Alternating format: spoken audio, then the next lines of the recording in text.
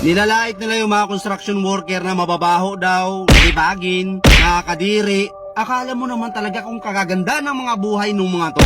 Ang lakas manlait ng kapwa. Anong masama sa pagiging construction worker? Construction worker ka man o naman trabaho mo, basta hindi ka nagnanakaw, marangal na trabaho yan. Ang hindi lang marangal, itong utak ng mga taong to na walang ibang laman kundi ang manlait ng kapwa, na akala mo naman talaga ang gaganda ng mga buhay. Pati mukha, di ba? Kala mo kung sino maganda, yung mga babae dyan? Hindi ko na lang ipangano dito yung mga mukha baka mamaya magsipagpalagan, mag-iyakan naman yung mga yan. Yung mga babaeng diring-diri sa mga construction worker na lagi na lang pinupost sa TikTok, kahit dito sa Facebook, na pass sa mga construction boy. Nakakadiri sila, ang babaho nila. May mga vlogger dyan, kilala nyo na yan, kahit di ko na sabihin, napanood nyo rin naman yan. Grabe, diring-diri, wow ha. Di sana kayong gumawa ng mga bahay ninyo. Ayaw nyo pala nandidiri pala kayo sa mga construction worker. Kayong gumawa. Tingnan natin. Masyado kayong magagaling sa buhay ha? Baka yung mga magulang ninyo, baka yung trabaho niyan, kawatan yan. Ha? Baka yung pinapakain sa inyo ng mga magulang nyo, ang ganda ng trabaho ng mga magulang nyo, pero lakas naman mangawat. Ha? Ang lakas mangutong sa kaba ng taong bayan. Bato-bato sa langit.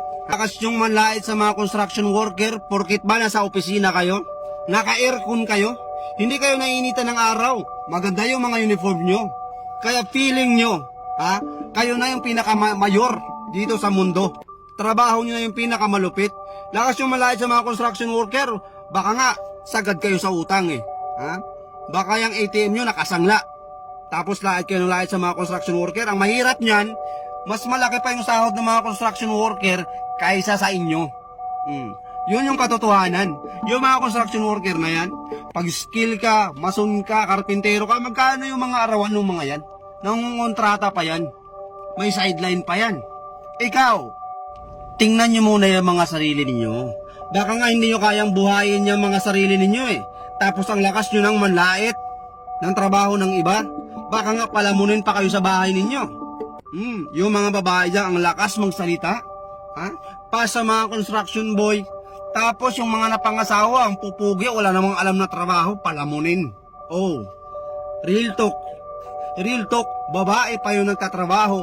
Yung lalaki nasa bahay lang kasi nga, pass daw siya sa construction boy kasi nakakadiri. Mababaho. Nag-asawa ng pogi ngayon, yung pogi, saksaka ng tamad. Siya yung nagtatrabaho, magaling, palakpakan. Magiting kang babae ka. Yan tayo Bago mo tingnan yung kamalian ng iba, tingnan mo muna yung sarili mo.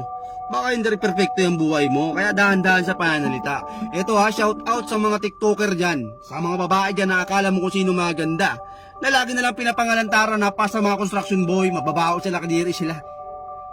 Huwag kayong magsalita ng tapos, kaibigan, mga girls. Baka nyan, pag nakapag-asawa kayo, baka may hirap na hirap pa kayo sa buhay. Huwag masalita ng tapos.